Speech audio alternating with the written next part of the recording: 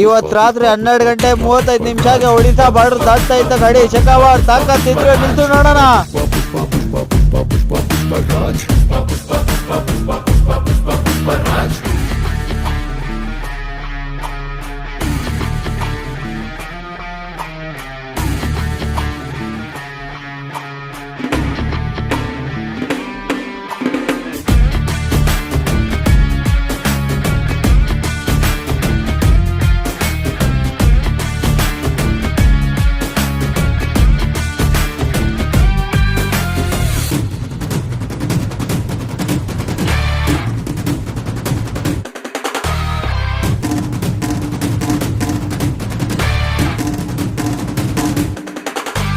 काबिल पुष्पा है लेकिन कुछ बातें वो ना जाने तू हार न जाने, मुंडा ना जाने, पीछे हटना ना जाने.